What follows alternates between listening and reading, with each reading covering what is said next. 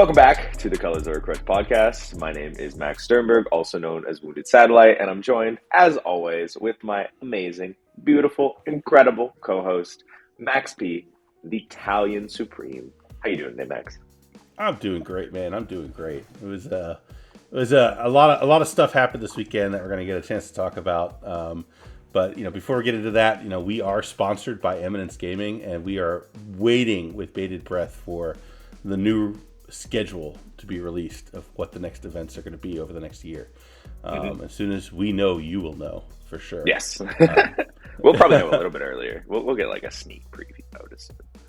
I hope so. Just a little bit. But yeah, I can't wait. I would assume if you did want to see us, we will certainly be at those events. So go to those events, meet us, say hi, and have fun at the event as well.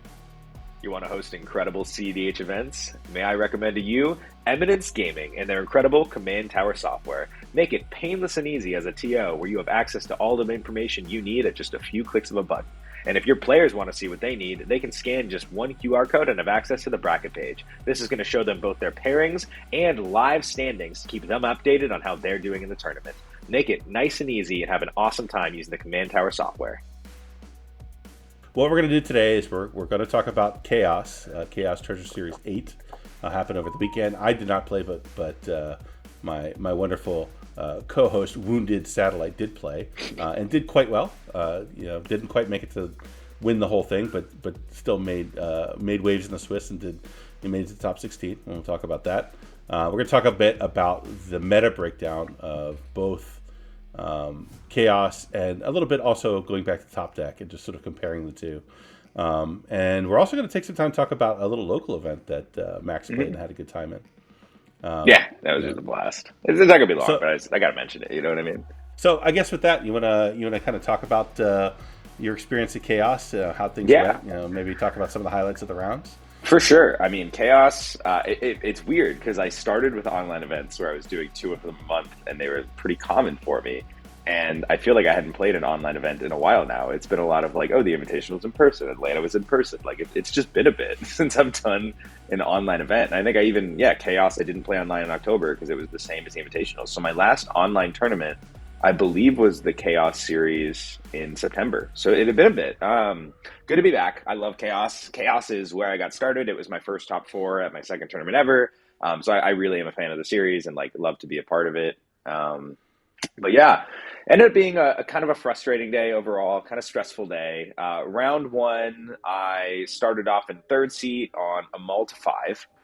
And if you listen to our last couple episodes, I talked about how at the Topdeck Expo, I didn't win with Basalt Monolith at all. I was always winning with Hullbreaker Horror. And today, it was a Basalt day for my wins. I didn't see Hullbreaker Horror a single time. Instead, I just started a bunch of games with Basalt in hand, which, can't complain. Especially in a Mull to 5, being able to kind of, quote-unquote, jank them out can be a good plan to have if you just have a hand that wins. The game was a little frustrating. I'd love to hear your guys' opinion on it, so feel free to comment about this below. But so we had, who was it? We had Rocco in 1st seat. We had, I believe it was Blue Farm in 2nd seat. Myself on Kinnan in 3rd seat. And then we had an Atraxa in 4th seat. Game starts off with player 1, Rocco, going land Esper Sentinel. Immediately, player 4 brings up an Esper Pact, and we agree to this Esper Pact. And player 2, I think, plays a land, plays a rock, pays for the rock, no Esper. I play a land and pass.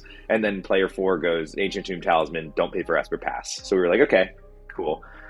Player 2 comes around, and, I don't want Atraxa getting out too early, and so I was a little worried about Carpet Flowers. So I'm fetching, and I have a green fetch land, and I'm considering getting my basic forest. And I even say, I was like, I hope you don't have a Carpet of Flowers. And they go, I don't have a Carpet of Flowers in hand. I go, you don't have Carpet? He goes, I don't have Carpet. I go, okay, I'll get a breeding pool. And then they untap, play a land, and play Carpet of Flowers. I was like, okay, cool. That's the kind of game we're playing here, which it's a tournament. If that's the way you choose to play, that's up to you. Not something that I'm personally a fan of, but different people play different ways.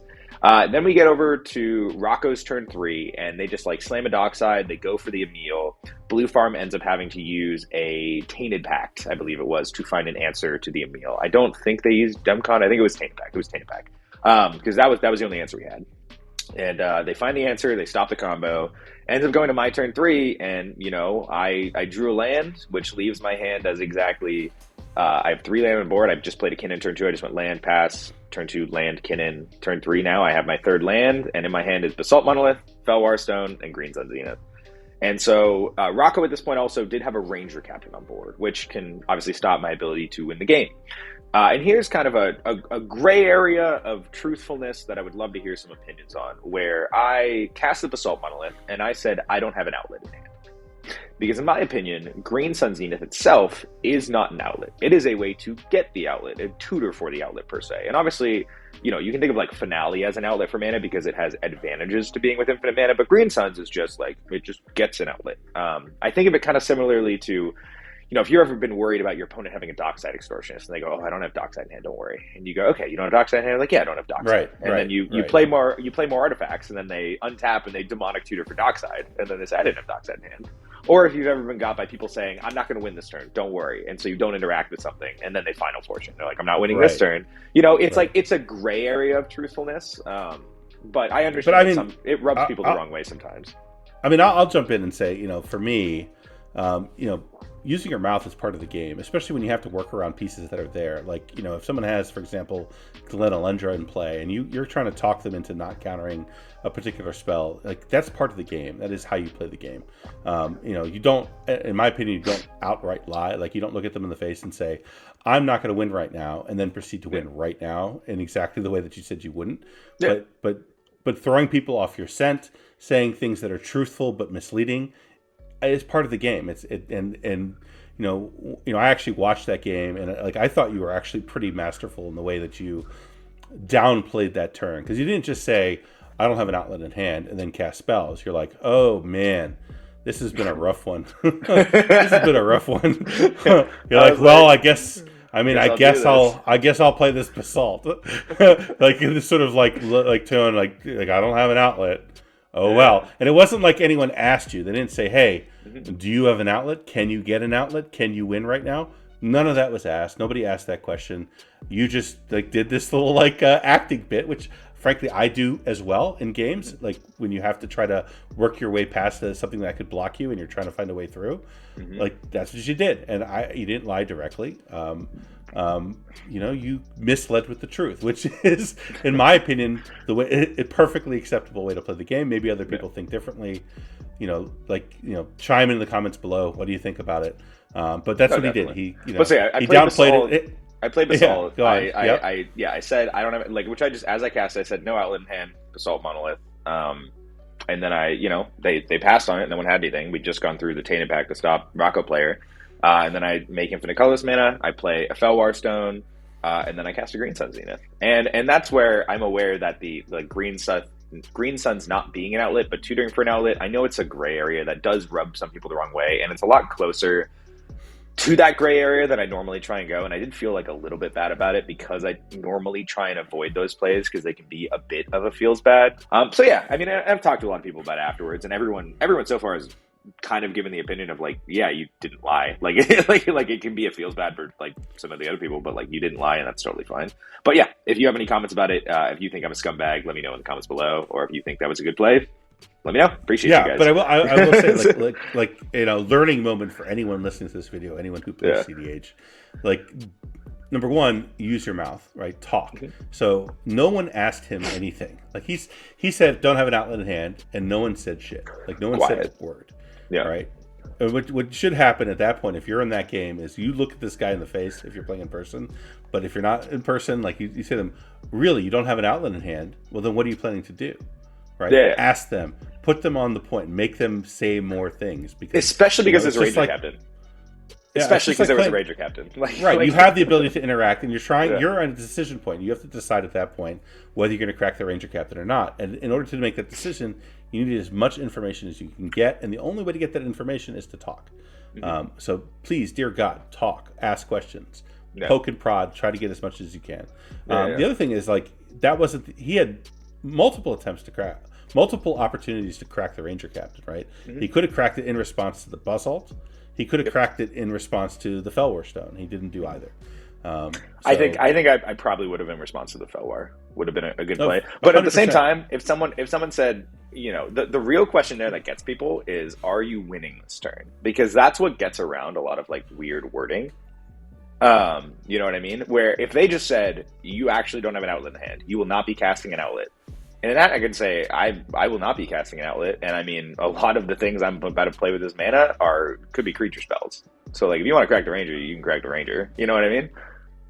Yeah, so you can play it in a lot of dance. ways. It creates a dance. It creates more information. And when you don't do any of that, like you're basically taking yourself out of the game by not asking questions. So, but also, like, how bad would you feel there if you actually did crack the Ranger to the Felwar Stone, and that was like, okay, infinite colorless mana, tap Felwar for 2 blue. Here's another haul. You feel bad about it. You know what I mean? So it does put you in a weird spot where I'm just like, I'm not going to tell you what I'm doing with it. If you want to crack it, crack it.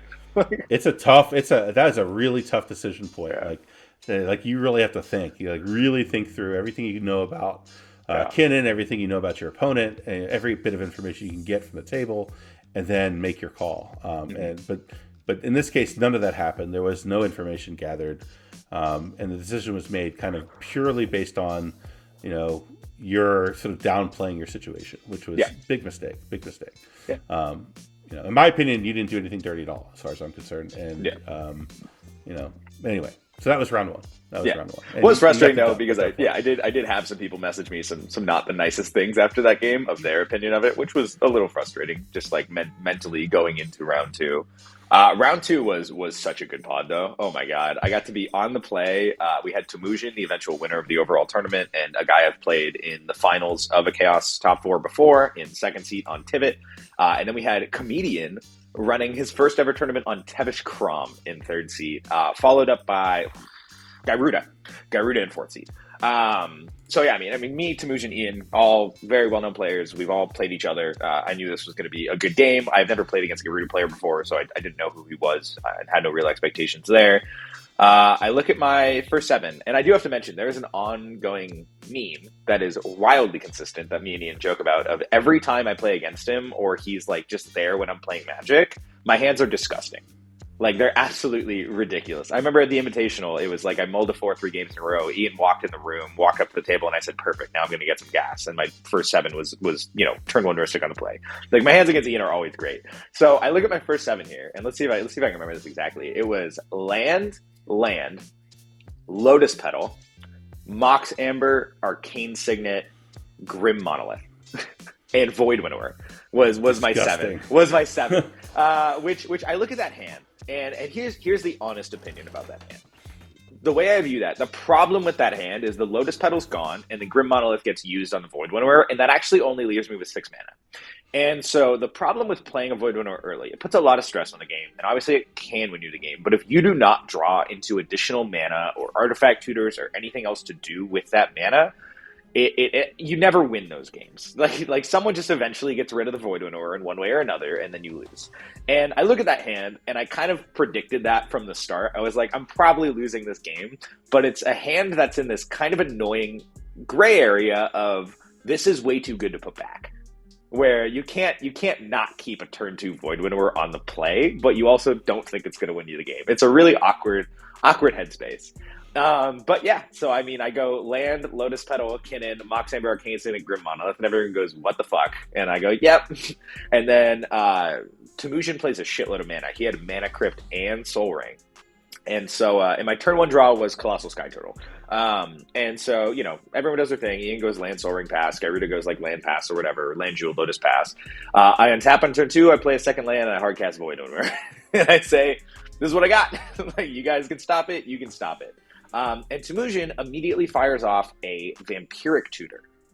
And, the conversation here is about a Deluge, and I'm immediately expecting, like, a Deluge, 100%. I'm the only person with a creature on board. It gets rid of Kinnan and the Void Winnower. It is better to do Deluge there than Sword, so, like, I know he's getting a Deluge. And my draw for turn 2, importantly, was a Force of Vigor. And so what I did was, on Temujin's upkeep, I fired off a Force of Vigor targeting his Mana Crypt and Soul Ring. And just went hellbent.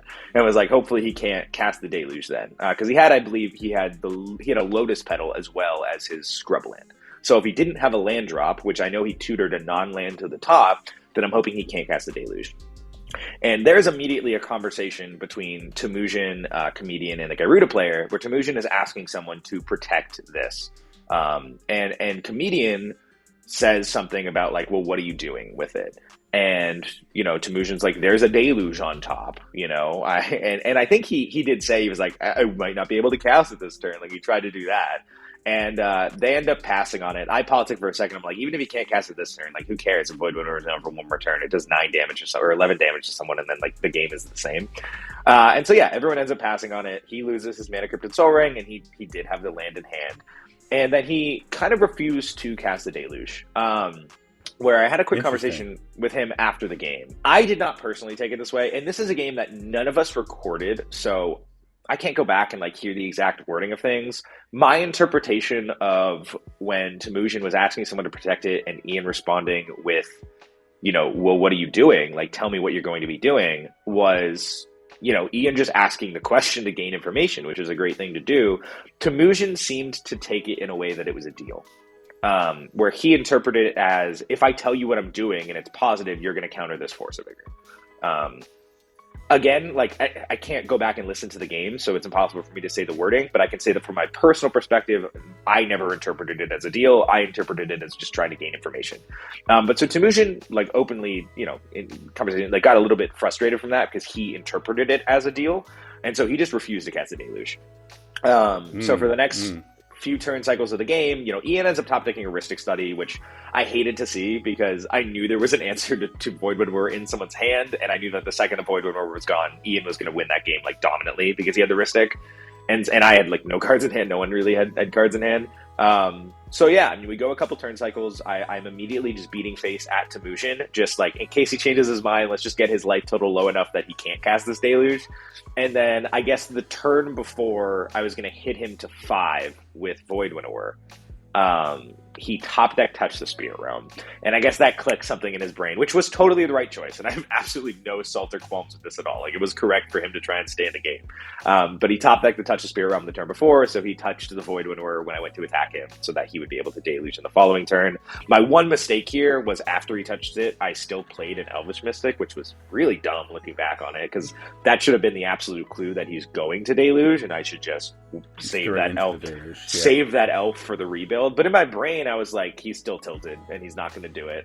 Typical Kinnan player, just throwing elves into the fire. Whatever. Just here, poor elf, just boom, dead. Yeah. Typical Kinnan, man. Typical. Yeah. But yeah, I mean, the Deluge occurred, and then that game was just pretty much over. Ian dominated that game pretty handily from that point. Like, we had a Gyruda trigger that where like it whiffed, didn't even get anything. And then, yeah, I mean, Ian just took over, like, pretty confidently from that position. And Ian won, as he should have. He totally deserved to win that game. So no qualms about that one. Just kind of a weird game that was handled a little awkwardly at some points. We all could have, like, conversed a little bit better and been a little more clear at times. And my deck didn't draw me stuff that was good. Like, if I on turn 2 just like top deck up Assault Seeker there, I probably win. If I even just draw another land so I can start spinning Kinnan every turn instead of just like not doing anything at 6 mana, then that game might have gone differently. But not the way it worked out for me, and that's totally fine. I looked at that hand and I was like, I know we're gonna be the stream game. This is gonna be a gas stream, just going turn 2 Void Winnower on the play. So we did. Turn 3. Or round 3 ended up being incredibly similar to round 1. I was once again in 3rd seat. I once again mulled to 5, and I once again kept a hand that started with Basalt Monolith. And I was like, okay, here we are. So, yeah, I mean, I barely remembered this game. It was over really, really quickly. I looked before we started recording. My on the play was Omnixilis.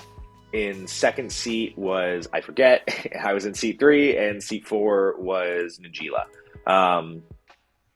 Yeah, I don't even remember what happened in this game. I just said screw it and threw out a Basalt Wind. I honestly don't even remember. I channeled my inner Pingmeister Pong and I said, let's make them have it today, and they did not have it, and I won the game.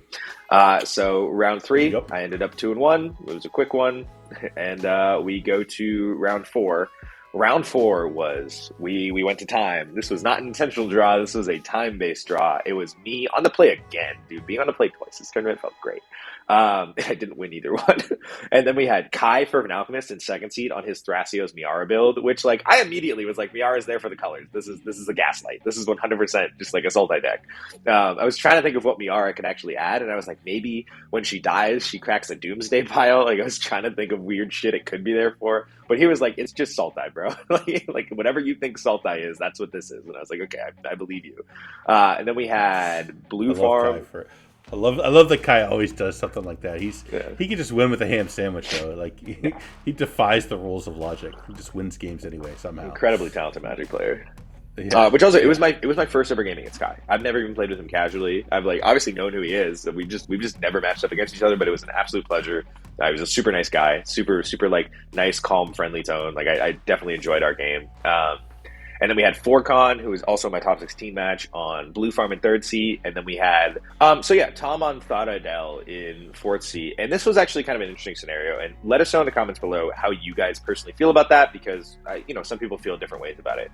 Tom was a little bit late to this tournament. He forgot to check in on time. I think he was about 10 minutes late going to round one. And instead of giving him a match loss or something similar when people are late, they just gave him a round one bye, which was a little bit controversial. And a round one bye gives you a win, which is just 5 points off the bat, which is really, really strong. But also round one byes are kind of extra broken because they really make it unfair from an opponent win percentage standpoint. Because a lot of times when you're going into these tournaments, your round one pod, on average, it's a random pod. So there might be several players who do not perform well and do not get wins in the tournament. So if you're able to avoid your round one pod with just a bye, and then your opponent win percentage only starts with your round two pod, who all already have a win at that point because you're going to match up fives against fives, your opponent win percentage is always going to be at the top of whatever point level you are. So by getting a bye, not only are you getting a free win, but if you end up with 12 points at the end of the tournament, you are most likely the top of the 12 pointers from an opponent win percentage tiebreaker perspective. So let us know in the comments below what you think. Do you think it was reasonable for him to get a bye, or do you think that should have been a situation that was changed and could have been handled a little bit differently? Just let us know. But this game was super cool. I just slammed an early Con Sphinx. Not on purpose. I spun into it. I just had 7 mana and spun on end step before my turn for turn 3 or something and hit a Con Sphinx. And Con Sphinx does what Con Sphinx does, where it makes the game revolve around murdering the Con Sphinx. And no one could murder it for a little bit. I had to fight it a little bit on some counter magic, which was a little bit frustrating. And then the game turned into, Tom played it incredibly well, where he ended up in a situation that he cloned the Con Sphinx and was immediately able to take an extra turn. And that was huge.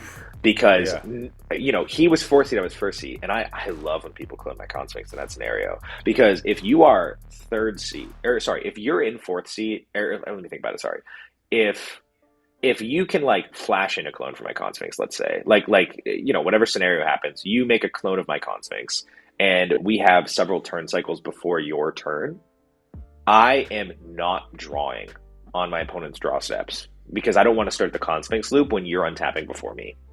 And so when he made a clone of Con Sphinx in fourth seed, I was like, oh my God, thank you for the W, because we're going to untap on my turn. You're going to draw when I draw, because why else would you make this clone of Con Sphinx? And then we're going to have a Sphinx battle. And I understand Thada Adele has a shitload of free spells, and that's kind of one of their strong suits.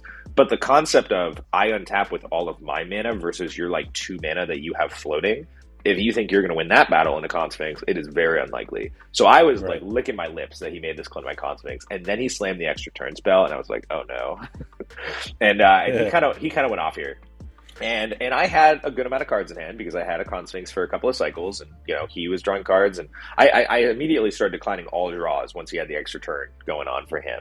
But we ended up in a situation where Forcan, he had a silence, and it was the third extra turn at this point when he was like, I will now offer the silence. And he was offering the draw right now, and Tom, with a huge hand, was not accepting the draw right now. And he was asking me, he was like, if I cast this silence, I want you to agree that every game action you take for the rest of the game, talking to me, is working towards a draw. Which, that to me was a little weird. I was like, I'm not comfortable with that. What I can say right now is I'm looking at my hand of 12 cards, and I can say confidently, 100%, that I cannot win with what is currently in my hand. So what I will promise you is that no matter what I draw, I will not win. You will 100% get another turn.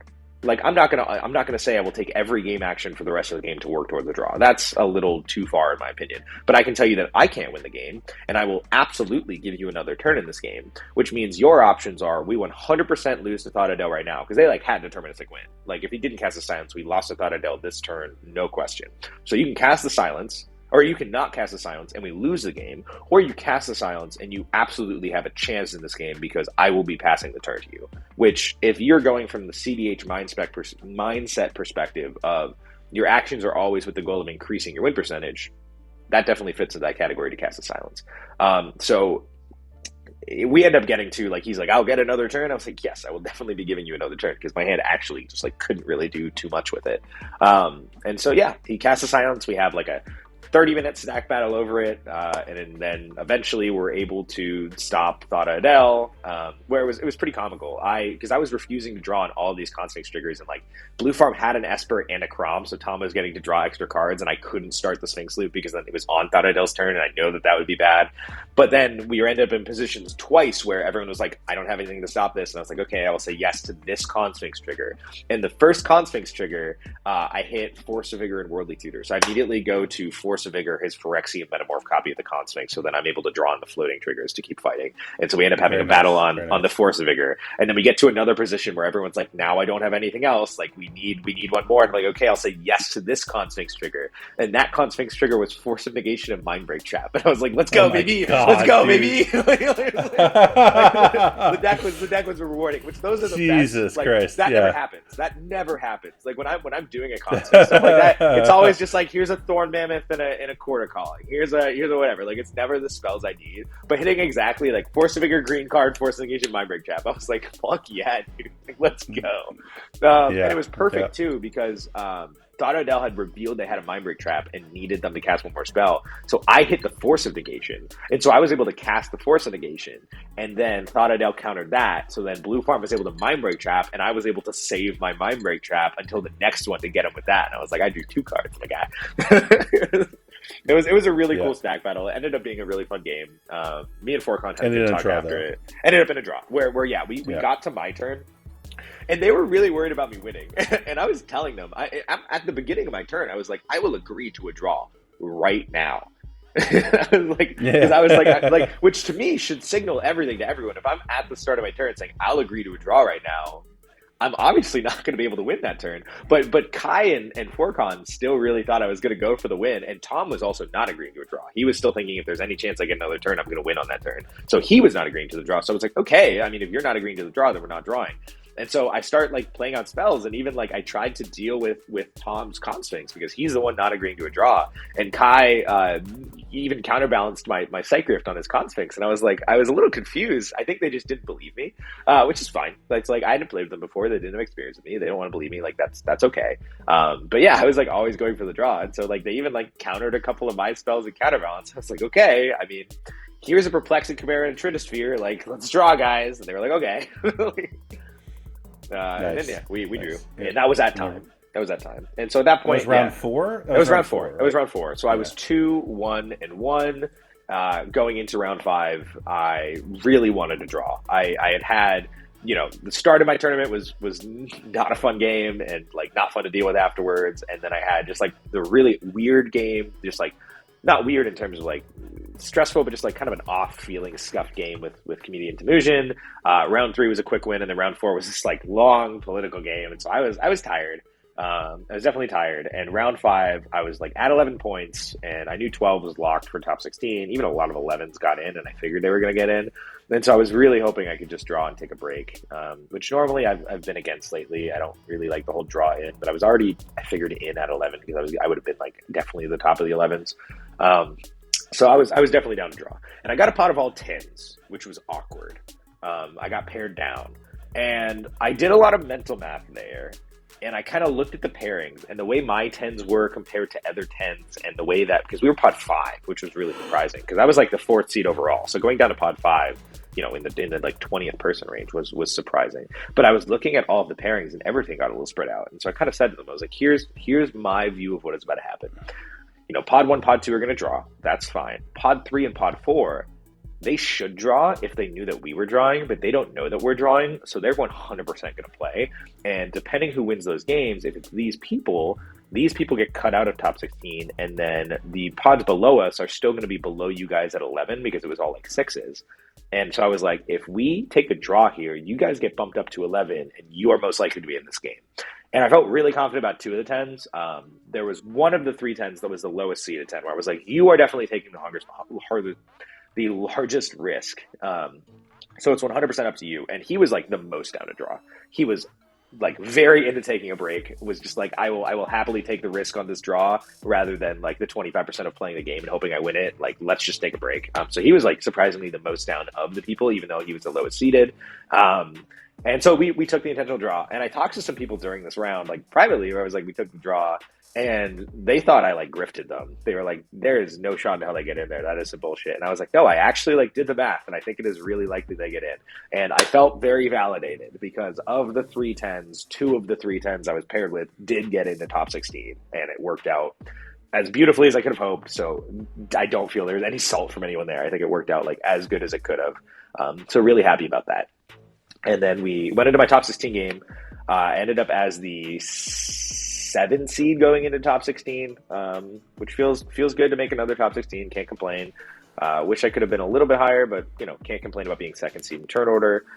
Ended up with Atraxa on the play, me in second seat. We had Forcon again on Blue Farm in third seat. Into Smalls, our buddy Smalls on Heliod in fourth seat. And at the start of this tournament, at like 10 a.m., I messaged Smalls and asked if he was dunking off Wheels of Heliod today.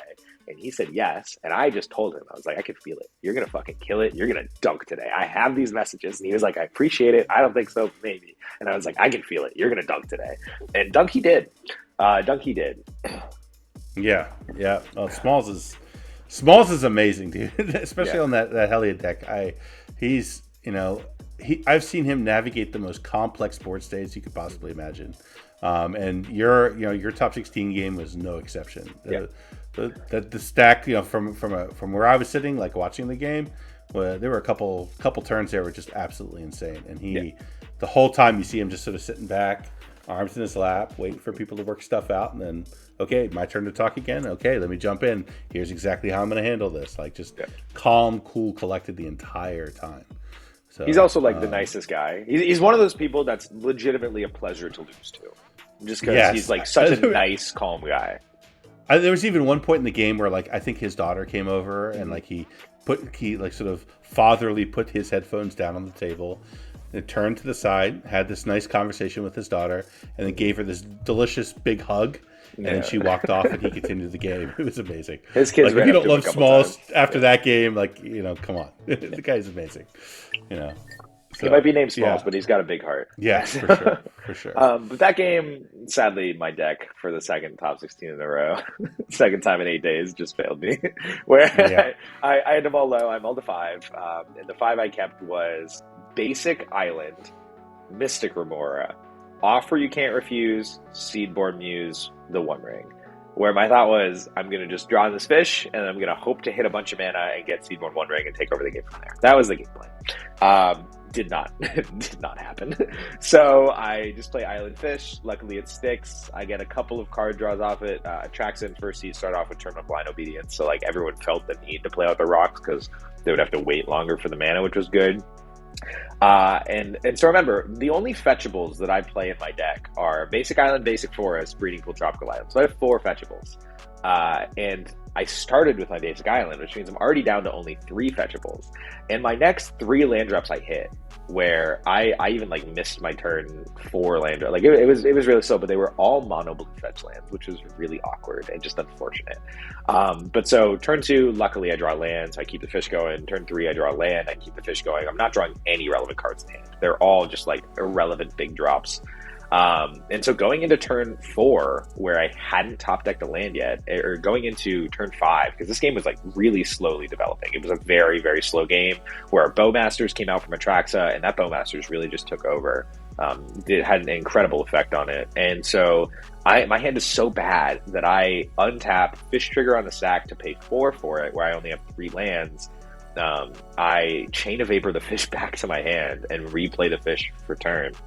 And then play a Polluted Delta, where at this point I've already fetched. I had Basic Island, I fetched Breeding Pool, I fetched Tropical Island, so I don't have a fetchable target for this Polluted Delta. It was just the only land I drew. I was just drawing all my big drops, and so that happened. I played a Chrome Mox where I pitched a Nyx Plume Ancient, and I was like, okay. which enters tap because of blind obedience, so it wasn't even relevant. And then we do another turn cycle here, and like at this point, I'm almost dead.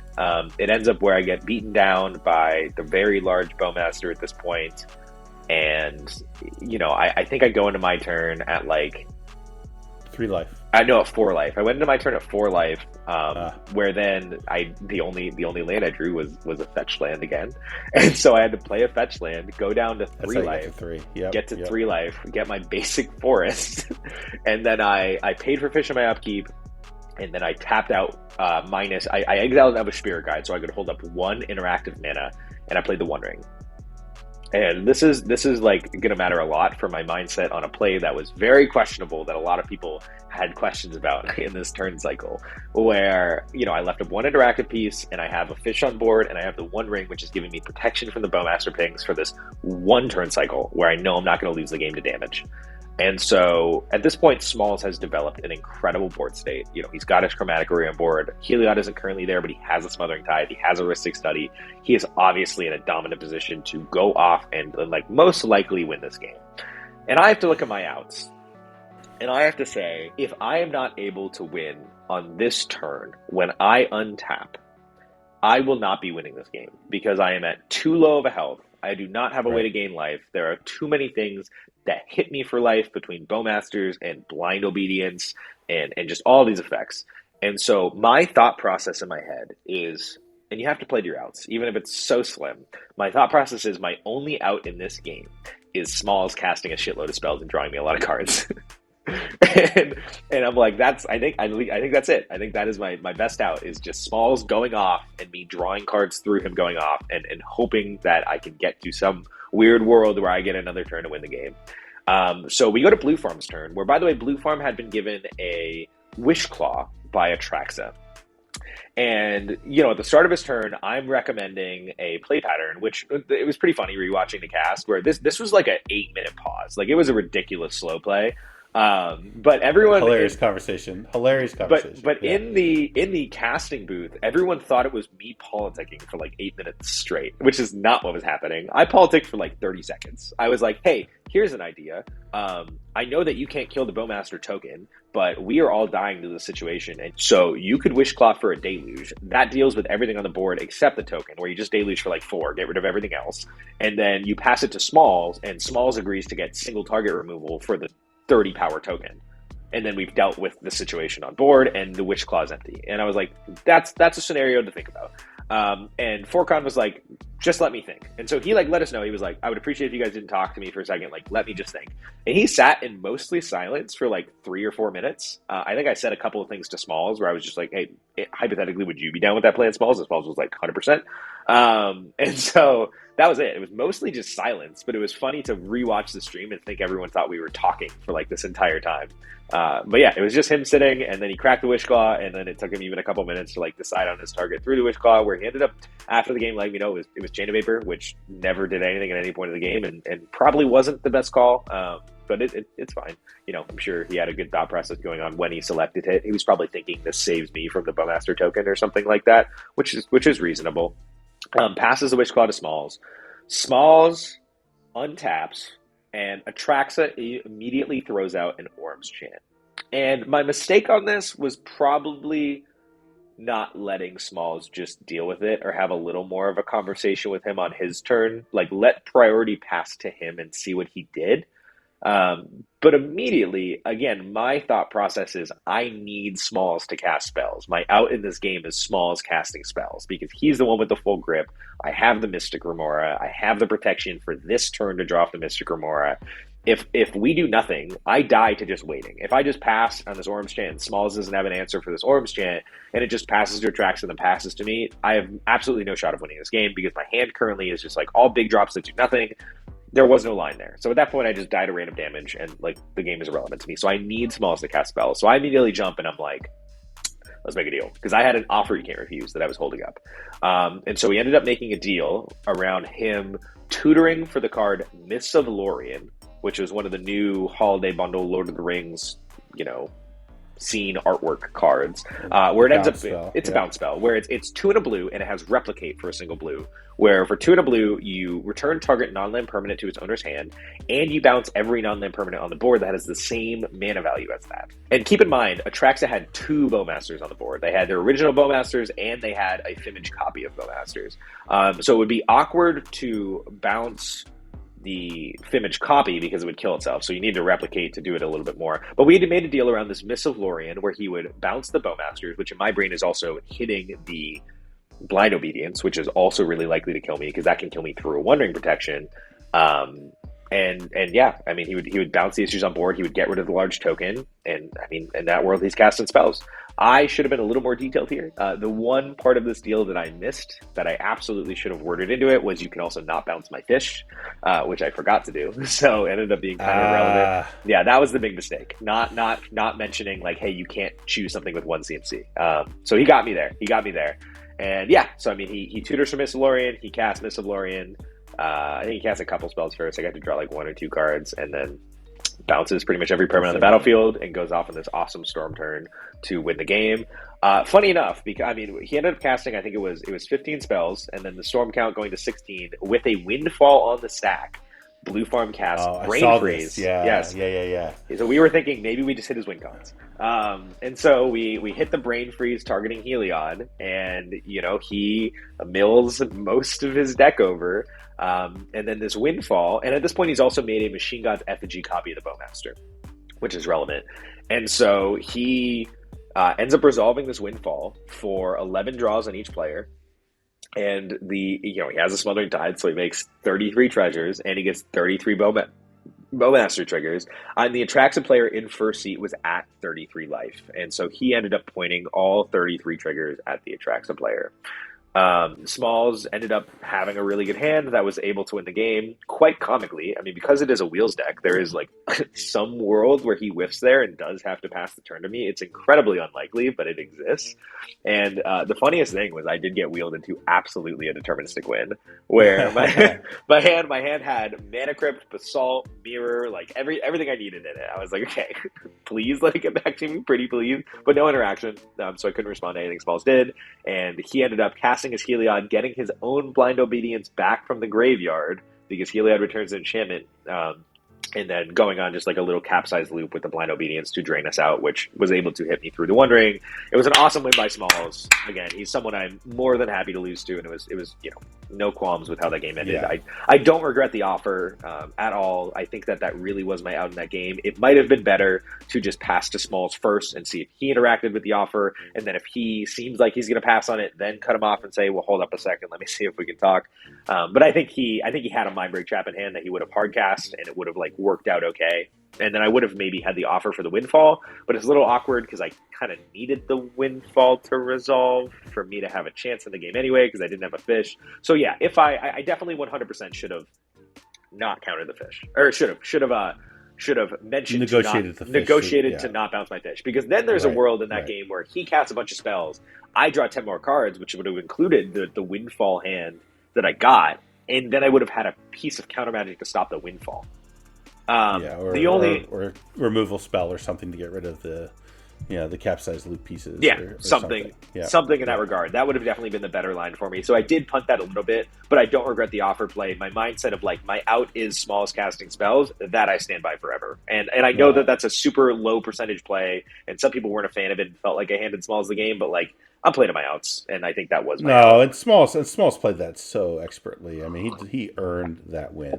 Absolutely. He earned it. He played so well, so crisp. He didn't make any mistakes, played, everything exactly optimally. So kudos to him. Great job. I was sad to see him not take down the whole thing because I was really rooting for him. I was also rooting for him. Top four. Put him in fourth seat, which is always tough, but yeah, good job, Smalls. Good job, you making it top 16 and playing a good game. Thank you. There is one more play I want to shout out of that game, though. Sure, go for it. Intuition in Heliod. So he cast Intuition before he ever cast Heliod, and he just went Smothering Tide, Mystic Remora, Ristic Study. Great. He doesn't give a shit what you pick. We ended up giving him Smothering Tides, which in my mindset I've looked back on, I think might have been a little bit wrong, but cool thing about Intuition is it puts the other cards in the graveyard. And Heliod has a line of text that other people forget about, that I totally forgot about, that says when Heliod enters the battlefield, return target enchantment from your graveyard to your hand. And so he put Heliod in the stack, and I lost my shit with how gassed this line is. I was like, holy shit, you just get the Rhystic Study anyway. It was so cool. It was so cool. So Intuition and Heliod is so beautiful. Counter that fucking Intuition. Do not let him resolve that Intuition. Yeah, 100%. That was so 100%. good. Yeah. So that was super hype. Yeah. That was so the cool. tournament. That was the tournament. Cool. Yeah. So after that, he went on to top 4. Smalls went on to top 4. He ended up losing ultimately, and the winner was Temujin on Tivit. Yes. Which is kind of interesting because if you look at, we'll go through what the top 16 decks were in a second, but if you look at the meta breakdown for this tournament, it was incredibly diverse. I mean, there were only 3 decks with more than 5 entries in the whole tournament. And by the way, of the 102 entries, right? Something like that. The number 1 deck was Timnicrom with 15 entries. That's an insane percentage. Yeah. That's bonkers. That's when you think about it, because if you go back to the Top Deck Expo, Blue Farm was also overrepresented there as well. And how many was it? Let me see real quick. It was meta breakdown. They had 23 entries, which seemed like a lot. But think about it for a second. 15 in Treasure Series 8 for 100 people versus 23 entries for 200 people. So almost double density. I mean, that's crazy. Yeah. That's crazy. So, I mean, if nothing else, the trend right now is Blue Farm is back in a big way. I mean, more dense Blue Farm than maybe I've ever seen over the last year and a half. So actually, we need to correct that even once more, because I feel very confident that, Forcon was on Blue Farm. I just realized he never submitted his deck list. And so there were actually 16 entries for Blue Farm. Because I was just looking, because I just looked at the meta page and it said 0 top 16s, and I was like, I played against one of the top 16. That's not possible. So I just went to the Treasure Series bracket page to look at Forlon's deck list to see if I was misremembering something. He never submitted a deck list, which is kind of funny because he probably I don't know how he got away with that, but he was on Blue Farm. So there were actually 16 Blue Farms in this tournament out of 102 entries, and one of them made top 16. Yeah, that's crazy. That's bonkers. Right. Yeah, and even though only 1 made it in this tournament, I mean, 4 made it in Top Deck. I mean, the deck still wins. It's getting plenty of wins. Yeah. But man, the density is insane. But also interestingly is just how wide the diversity was for this tournament compared to any other tournament I've seen in a while. I mean, if you look at the top 16, right? Yeah. So if we go through it pretty quickly here, there's not a single deck that is more than one of the same deck. Not a single and one. They're all spicy. There's a lot of spice here. We got Corvold at number 16. We've got Tropical Malcolm Tana at 15. We've got Ob Nixilis at 14. We've got Thada Adele at 13. We've got Miara Thrasios, which was Kai, at number 11. Then we've got One Kinnan, just you. Then we've got Sisse. Yep. Then we've got Ishai Kedis. Yep. Okay. Then we got Ikra Krom. Yep. And then we've got Atraxa. Then we've got Ian on Tevish Krom. Yep. We've got Heliod. We've got Krark Sakashima. We've got Kodama Tevish. Which is, I think, the craziest fucking thing I've ever seen. That deck is absolutely wild. And then we've got Temujin winning the whole thing on Tivit, which we haven't seen much Tivit in a while. I thought Tivit was bad. Though I kind of get it, because, Tivit was getting bad because Tivit is this, Staxy control deck, realistically. And the weakness of these, slower control decks is turbo, because you just can't beat turbo. And we were in this turbo meta for the last couple months. It was so much Roxai, so much Najila, all of these turbo win cons. And now we've fallen back into this heavy combo mid-range meta. And you know what does really well into a combo mid-range meta? A control deck with some stacks pieces. Right. And so it makes sense that Tivit's actually coming back to a pretty good stage in the meta right now. It's still not a deck I'm super high on overall. I'll be talking about it, sneak peek, I'm going to be on the Mind Sculptors podcast soon, on their November top 10, where I will definitely have Tivit somewhere in my top 10. But it's not a deck I've been super high on lately. But obviously Temujin is an incredibly competent pilot. He's won the Treasure Series before. This is his second overall Chaos win. Congratulations to him, of course.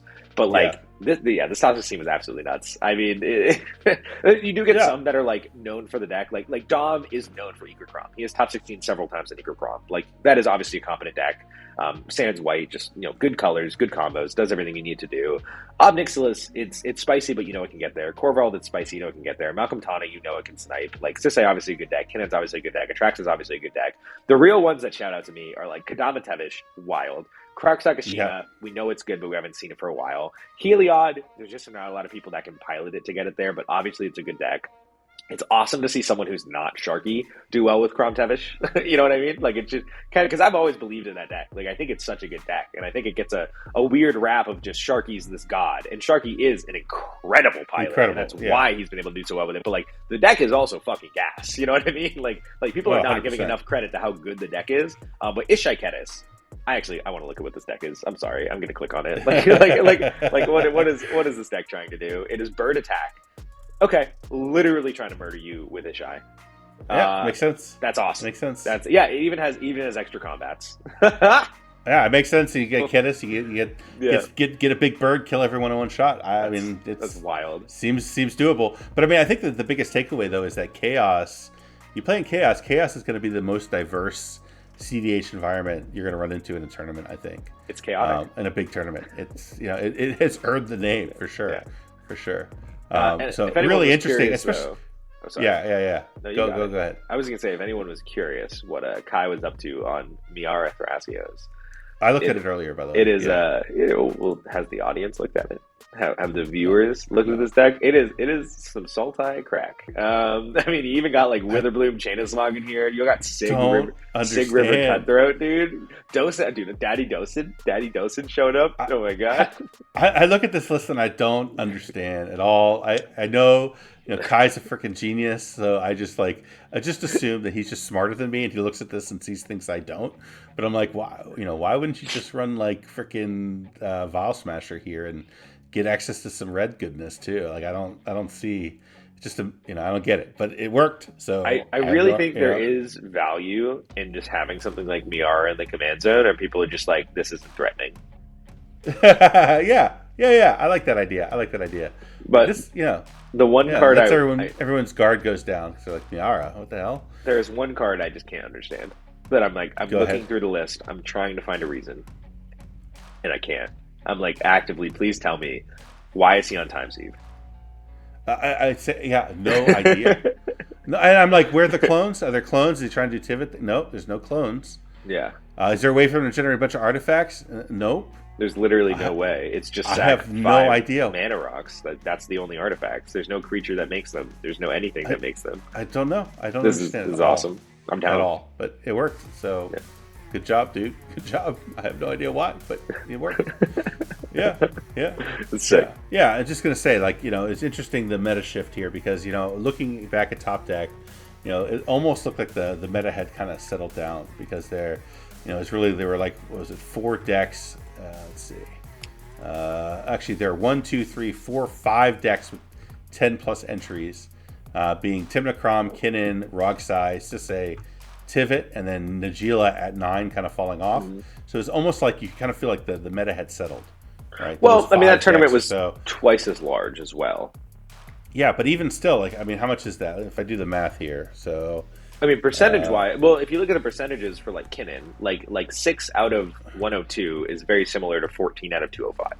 It's a slightly lower percentage, but it's very similar. Same with, 6 out of 12 for Sisay versus 12 out of 205. That's the same percentages, but 15 out of 102 is ridiculous compared to, or 16 out of 102 is ridiculous compared to whatever it was, 23 out of 205. That's crazy to see that much blue farm.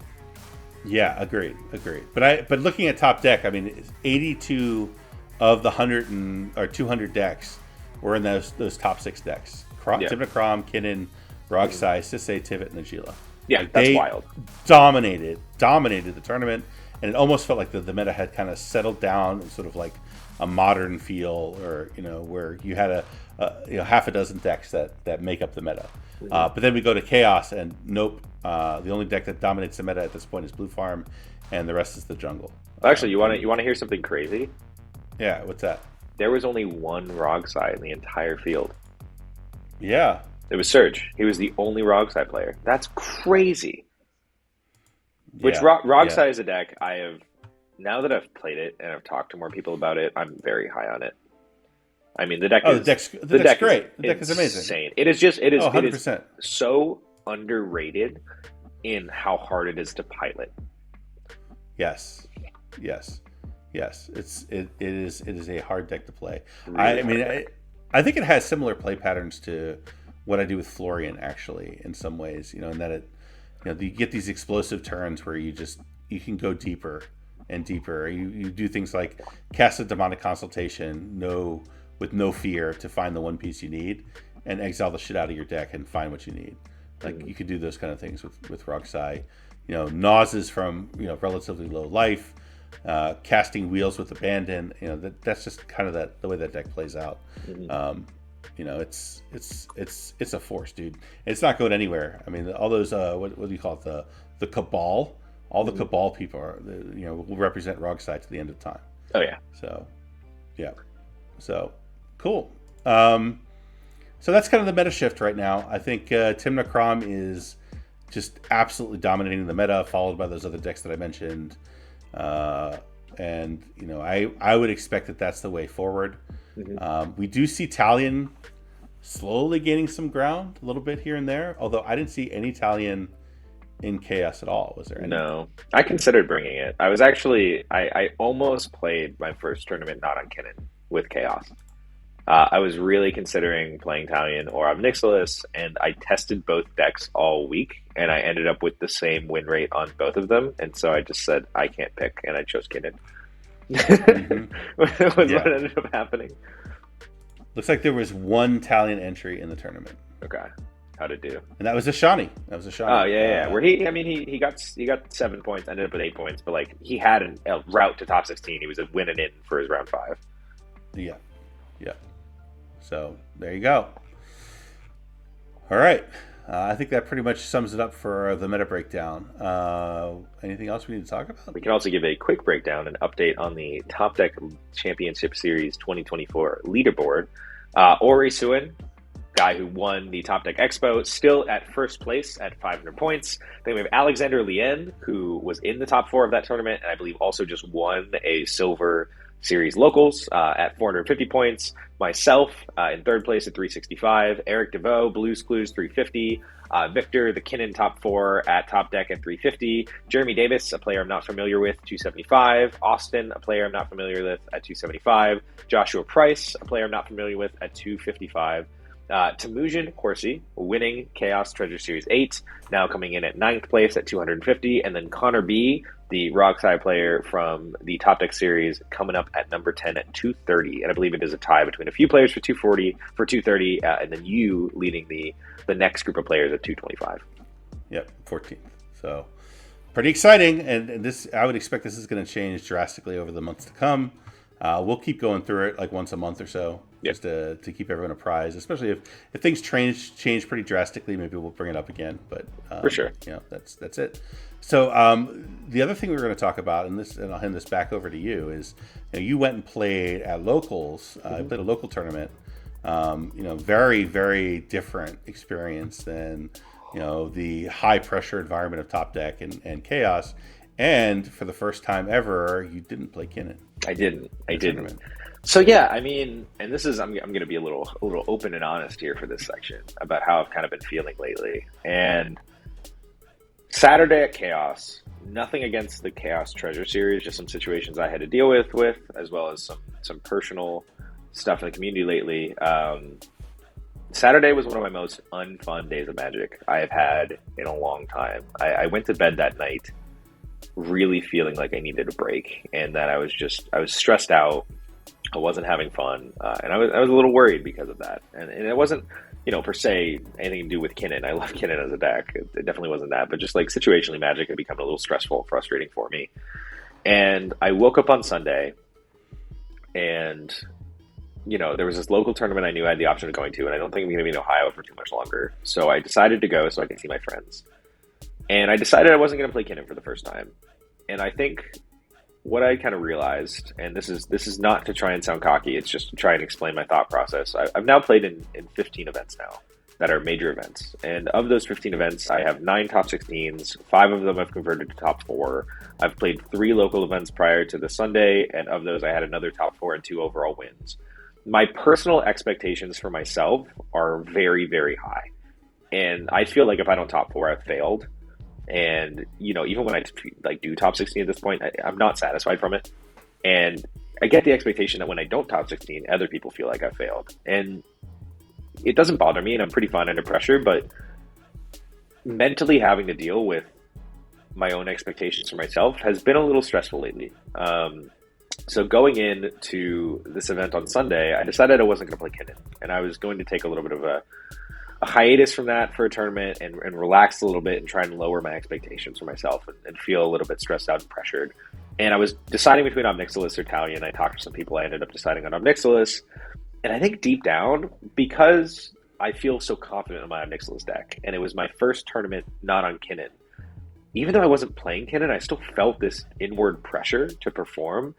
And it was kind of stressing me out, where I was like, what if I scrub out an Omnixilis? Like, am I really just a one-trick pony? All this kind of stuff. And I was just in my head about it. And it was like absolutely perfect. My buddy Kevin, known as Varix, he walked into the tournament, and I knew he was going to be bringing Rogsai. And he was the one who top 16 on Yidris at the Invitational. And I piloted that Yidris deck once, and it was a super fun time. And before I could even think about it, I just yelled across the room, "Yo, did you bring Yidris?" And it was exactly what I needed. It was a deck that I'd essentially never played before. It was a deck that I knew I'd had a fun time on. And it was the first time since my second tournament ever that I went into an event with no expectations for myself other than the goal to just have fun. And the result of that was me having the most fun day of Magic I have had in such a long time. I ended up with a 2-3 record. I started off not too great. I mean, round 1, it was so funny because I got to learn what I did to people all the time. I ended up going for the sick as fuck breach line. I tried to protect it, but I ended up getting hit by an endurance with my LED on the stack, and I was like, oh. And I was just like, Get wrecked. I've done this to a lot of people. I've definitely done this to a lot of people. And for anyone who says the endurance player doesn't win the game, the endurance player won that game. Nice. So no qualms with it. But again, was I winning as many games as I would on Kinnan? No. But was I just having fun, just playing a deck, no expectations, doing different things that I'm used to doing? It was my favorite day of Magic I've had in so long. It was exactly the refresher I needed, and it was kind of eye opening for myself because I really immediately just had so much fun that entire tournament, and it was really eye opening to just take a break, relax. Still do okay. It's not like I completely scrubbed out and did terrible, but I didn't care if I scrubbed out and did terrible. If I went 0-5 that tournament, I still think I would have had an absolutely amazing time, and I would still be talking about this the same way. And there's more to Magic than just performing and improving stuff. There's also remembering that it's a game, and a game that exists to have fun. And that was really important 100%. For me. And I think I'm going to be prioritizing fun a little bit in the future. I think at the large events, I'm still going to be bringing Kinnan for now. I'm not quite off of that bandwagon yet, but I think for these smaller events or playing with friends, I'm definitely going to start spreading my wings, maybe beyond 2 colors even, And, let's not get crazy. Oh, calm down. I don't know, dude. I kind of calm down. Whoa, calm down. I did officially build Nim Visit. I got all the cards. I got all the cards for Nim Visit. Excellent. So that was I think this is an important conversation. I really do, because the thing is I've done well at some events.